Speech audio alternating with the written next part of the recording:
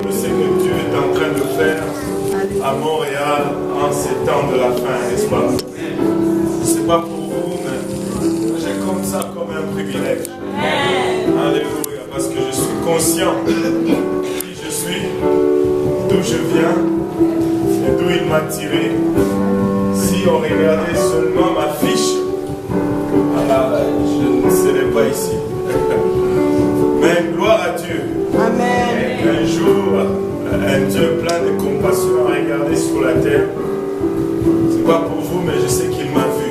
Amen. C'est pas pour vous, mais je sais qu'il a eu pitié de moi. Amen. Il m'a dit, pauvre type, si je n'y vais pas, il est perdu. Merci Seigneur. Et il est venu pour vous et moi. Il s'est humilié, il a revêtu de la chair. Il est allé à la croix pour vous et moi. Et là, il a donné de sa vie. Alléluia. Et il est mort pour que nous puissions vivre.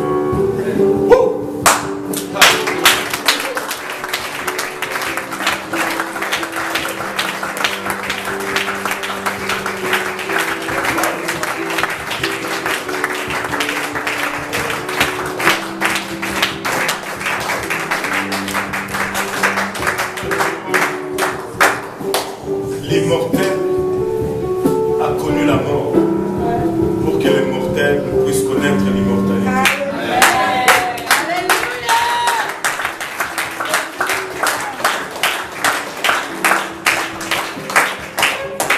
Le juste a été condamné pour que les injustes évitent la condamnation. Et ça te donne le goût de courir.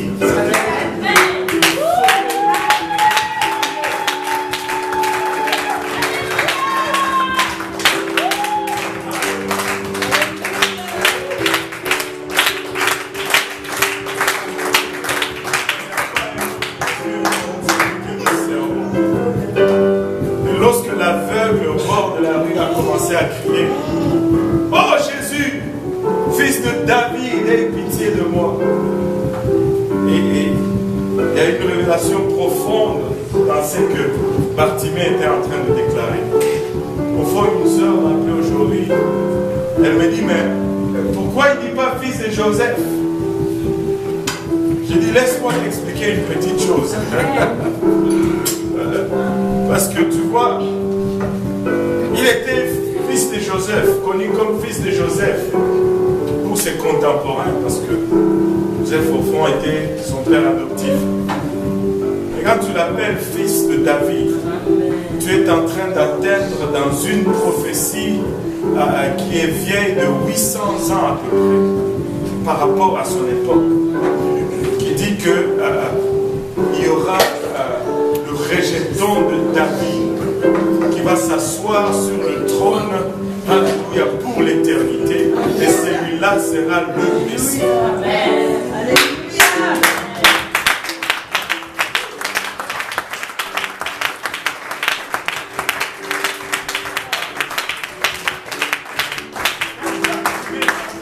Oh Jésus, fils de David, au fond tu peux entendre et va parler à n'importe quel juif aujourd'hui.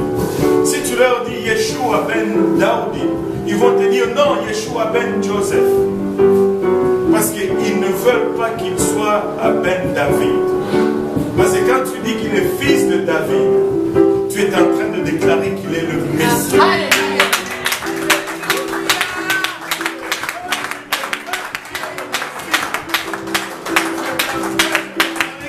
Dieu incarné dans la chair.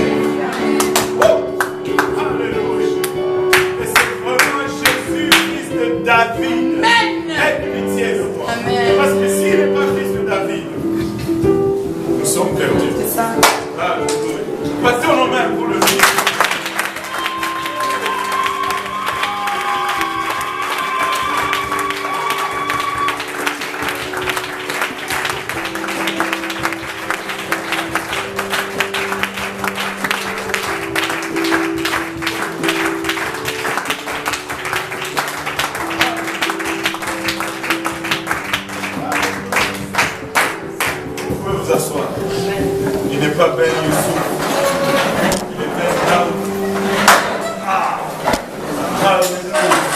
Gloire au nom de Jésus-Christ.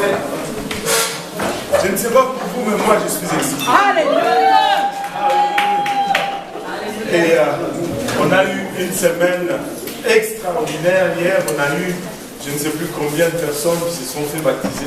Parce que même après que tout le monde était parti, il y a quand même quelqu'un qui s'est fait baptiser.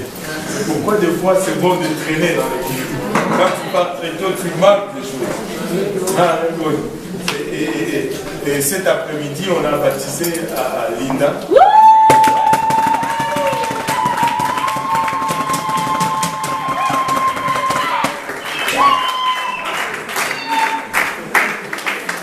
Et alors qu'on était dans les eaux du baptême, elle a parlé en langue.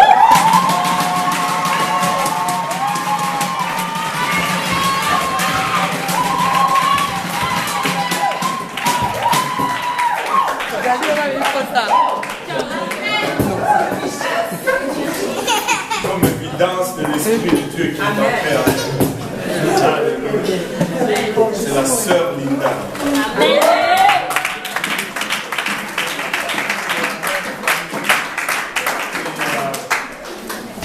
Et c'est vraiment...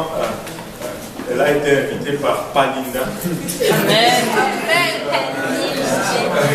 Palinda a évangélisé Linda. Amen. Il a perdu son pas.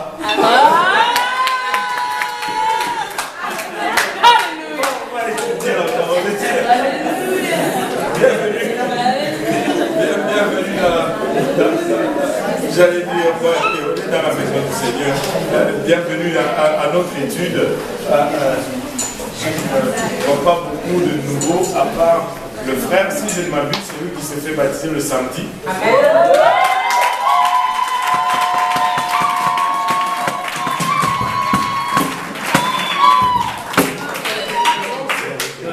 Théodore. Bienvenue, frère Théodore. Il n'y a plus de nouveaux. Oh, la sœur Avia est là.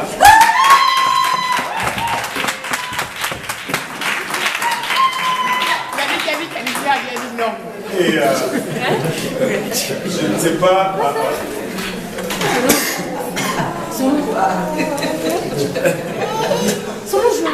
Que je t'ai dit. Et le Seigneur est tout simplement merveilleux. Le Seigneur est tout simplement merveilleux. Aujourd'hui, il y a une dame qui a appelé à l'église. Elle dit, je viens, j'ai sorti de l'hôpital, je suis sorti de l'hôpital et j'avais rencontré une sœur dont j'ai oublié le nom, qui va à ton église, qui m'a invité. Voilà, j'appelle. Il dit, il n'y a pas de problème, on va venir te chercher. Je ne sais pas si vous le réalisez, mais elle ne connaît même pas la personne finalement qui l'a invitée à l'église. Ça me fait chaud au cœur. Amen. Ça veut dire qu'il y a des gens qui ont à cœur la destinée des gens, la destinée éternelle des gens. Et nous étions dans le Nouveau Testament la dernière fois. Et on m'a aussi dit que le frère Algo avait fait un travail extraordinaire le lundi passé. Amen. Nous le remercions pour cela. Et mais le lundi d'avant, nous étions dans nous avons essayé d'apporter la leçon, mais nous avons été amenés dans des méandres et des philosophies. Aujourd'hui, nous allons tenter de retourner à la parole de Dieu et de demeurer dans la parole de Dieu. Amen. Amen. Et nous avons introduit le Nouveau Testament, nous avons vu les 400 ans de silence qui a été brisé par l'ange qui est apparu à Zacharie dans le temple, alors qu'il était en train d'offrir le parfum selon les sorts qui lui étaient échus. Et ces 400 ans de silence pour le peuple d'Israël a été finalement brisé. Et l'ange lui a dit littéralement que sa femme, Élisabeth, qui était déjà avancée en âge, allait avoir un bébé. Et pour lui, c'était quelque chose pas normal. Je ne sais pas exactement quel âge avait Élisabeth, mais probablement elle avait déjà passé la ménopause. Ce qui a poussé son mari à douter des paroles de l'ange et ce qui lui a à la fin coûté 9 mois sans pouvoir prononcer un seul mot. 9 mois durant lesquels Élisabeth pouvait dire tout ce qu'elle voulait dire à Zacharie sans que Zacharie puisse répliquer. C'était dur. Mais finalement, Jean-Baptiste est né et ce fut un enfant exceptionnel selon les prophéties de l'ange. Il ne mangeait ni raisin ni produit de raisin. Et c'était un drôle de personnage qui vivait dans le désert, qui mangeait du miel et des sauterelles, qui s'habillait d'un manteau en peau de chameau. Maintenant, il y a beaucoup qui aiment être prophète, mais quand j'étudie Jean-Baptiste, ça m'enlève tout le goût de devenir prophète. Je ne veux pas être juste limité à manger des sauterelles et du miel tous les jours de ma vie. J'ai toujours trouvé que le ministère, et très souvent on confond le don de prophétie et le ministère de prophétie. C'est deux choses différentes. Et on va les étudier quand on étudiera les dons de l'esprit et les ministères que Dieu a donnés, ou les offices que Dieu a donnés à l'Église. Tu peux avoir le don de prophétie sans être prophète. Amen. Et c'est deux choses différentes. Maintenant, Jean-Baptiste est venu sur scène. Jean-Baptiste est appelé vraiment le précurseur. Je pense qu'on avait touché ce verset de Matthieu à chapitre 3. Si on peut y retourner, Matthieu chapitre 3. Verset 1 à 3. En ce temps-là, parut Jean-Baptiste, prêchant dans le désert de Judée. Il disait: répentez-vous, car le royaume des cieux est proche. Jean est celui qui avait été annoncé par Ésaïe, le prophète, lorsqu'il dit: c'est ici la voix de celui qui crie dans le désert. Préparez le chemin du Seigneur, aplanissez ses sentiers. Voilà, ça c'est une prophétie qui m'a toujours fait plaisir. Parce qu'avant même que Jésus-Christ ne soit né, on avait annoncé déjà la nature de qui il a, sa nature, quelle nature il allait avoir. Parce que quand on sollicite cette prophétie, ici Matthieu nous confirme, et Matthieu qui est vraiment l'évangéliste qui a été envoyé pour les Juifs, comme on l'avait vu, les 4 évangiles étaient destinés à 4 groupes différents. Matthieu était écrit avec les Juifs en tête, et il y a plus de références aux écrits juifs dans le livre de Matthieu que tous les autres évangiles, parce que Matthieu est en mission pour prouver aux Juifs que Jésus-Christ est le Messie qu'ils étaient en train d'attendre pendant des siècles et des siècles. Et là, il a encore une fois atteint dans le passé, dans le livre d'Ésaïe. Il dit que Jean est celui qui avait été annoncé par Ésaïe le prophète. Lorsqu'il dit: c'est ici la voix de celui qui crie dans le désert, préparez le chemin du Seigneur. Aplanissez ses sentiers. Et il dit que Jean, c'est ce prophète-là à qui Ésaïe se réfère. Et quand on va voir le livre d'Ésaïe, pour voir l'original ou les paroles même d'Ésaïe, on se rend compte qu'on découvre là-dedans l'identité de Jésus-Christ d'une façon extraordinaire. Si nous regardons Ésaïe 40, verset 3, qui est la prophétie que Jean nous a, plutôt Matthieu nous a référé ici. Une voix crie: préparez au désert le chemin de l'Éternel. Préparez au désert le chemin de l'Éternel. Donc, l'Éternel et le Seigneur ici, ça fait un. Amen. Or, nous savons que Jean est venu pour préparer le chemin de Jésus-Christ. Donc, Ésaïe est en train de déclarer que c'est Jésus pour qui Jean vient préparer le chemin, est au fait l'Éternel de l'Ancien Testament.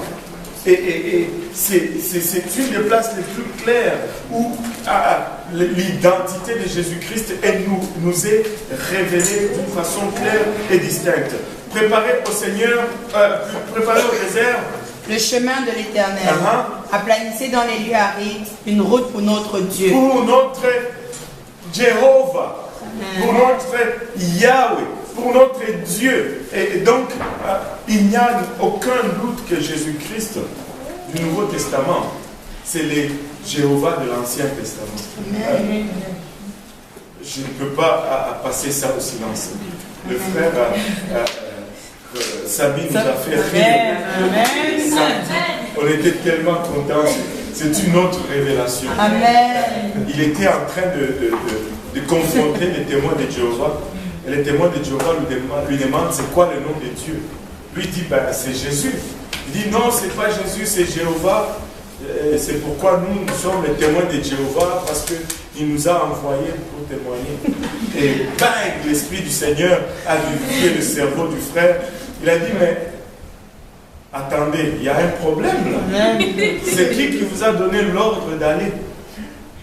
Là, ils étaient mal pris. Ils ne peuvent pas dire c'est Jéhovah. C'est Jésus qui a dit allez partout dans le monde.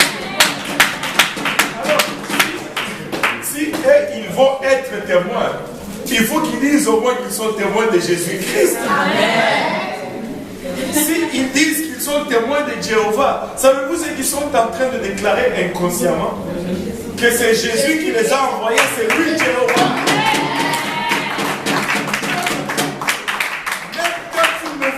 Tu es en train de le prêcher. Dieu a toujours ce qu'il désire, n'est-ce pas? Oh, alléluia. Maintenant, regardez ceci. Jean est venu sur scène annonçant premièrement la repentance. Jean était un prédicateur de la repentance. Il disait aux gens, répentez-vous, race de vipères. Et Jean, ça ne blaguait pas avec Jean. En vous, je peux à peine vous dire que vous êtes pécheurs, vous vous fâchez contre moi. Et lui, il les appelait race de vipères. Il aurait eu des problèmes dans toutes les églises de nos jours. Repentez-vous, race de vipères. Et la repentance était une condition sine qua non pour se mettre, pour se préparer même à accueillir ce Seigneur qui devait venir. Jean a prêché la repentance tout le long. Ça me rappelle toujours mon fils quand il était jeune, je pense qu'il avait 2 ans. Un ami du travail lui a offert un petit micro enregistreur. Et là, David aimait tellement prêcher qu'il prêchait. Un jour, ma femme a commencé à le pomper. Allez, yes, David, preach, repent. Et David était là, repent and be baptized. Et là, ma femme dit, yes, you generation of vipers.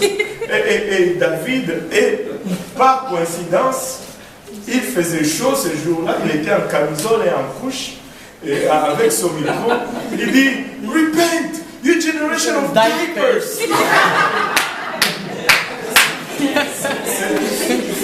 C'est resté comme toute une histoire.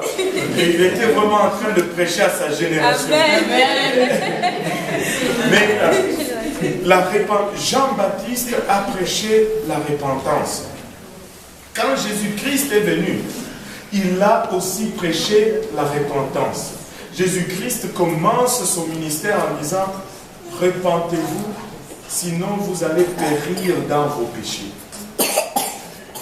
Ce n'est pas étonnant que le jour de la Pentecôte, après que Pierre ait prêché son message à la question quant à savoir qu'allons-nous faire, il commence à répondre par « Repentez-vous ». La repentance est le premier pas vers le Seigneur. Sans la repentance, tout ce que nous allons faire est nul. à l'autel des holocaustes, qui est vraiment l'image ou le symbole de notre mort, ou en fait de notre repentance, où le sang était versé. C'est là que la chose la plus importante était faite. Le sang qui était versé à l'autel des holocaustes était appliqué sur tous les autres ustensiles dans le tabernacle. Autrement dit, le sacrifice au lieu de repentance va affecter tout ce qui va suivre dans notre marche avec Dieu. Si notre repentance est superficielle, nous n'allons jamais avoir une marche profonde avec le Seigneur. Si notre repentance est profonde, nous allons aussi avoir une marche profonde avec le Seigneur. Des fois, nous devons retourner à notre lieu de repentance, nous assurer que notre repentance a été sincère. Maintenant, c'est quoi la repentance? Vous allez me dire, la repentance sur le traduit du grec, littéralement, veut dire un demi-tour. Maintenant, si nous le regardons dans le contexte spirituel, la repentance implique trois choses. La repentance implique d'abord une reconnaissance. Je reconnais que je suis pécheur. Et ça ne devrait pas être difficile pour n'importe qui sur cette terre. Je reconnais mon état de pécheur. Après que j'ai reconnu mon état de pécheur, je suis sincèrement désolé et je demande pardon à Dieu. Quand tu te répands, très souvent, il y a des larmes qui coulent. Mais quand il y a des larmes, cela ne veut pas dire toujours qu'il y a repentance. Et après qu'on reconnaît, et après qu'on ait demandé pardon à Dieu, le troisième point, c'est qu'on prend une décision.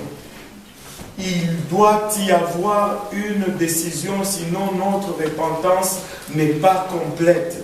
Nous devons prendre la décision de ne plus marcher selon la chair et de commencer à marcher selon l'esprit. Romains 8, 14.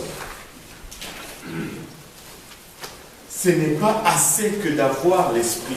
Ce n'est pas assez que d'être rempli de l'esprit. Encore faut-il. Car tous ceux qui sont conduits par l'Esprit de Dieu sont fils de Dieu. Car tous ceux qui sont conduits par l'Esprit de Dieu sont fils de Dieu. C'est bon que d'être rempli du Saint-Esprit. Et nous devons être remplis du Saint-Esprit. Mais nous ne devons pas nous arrêter là. Nous devons, après avoir été remplis du Saint-Esprit, nous laisser conduire par le Saint-Esprit. Parce que Dieu est toujours un gentleman. Il ne va jamais te forcer. Il y a certaines personnes qui vont attendre que Dieu les force. Dieu ne va jamais te forcer. Toi, tu attends que Dieu te force et Dieu attend que toi, tu bouges. Si tu vois ce que tu dois faire, fais-le. C'est tout.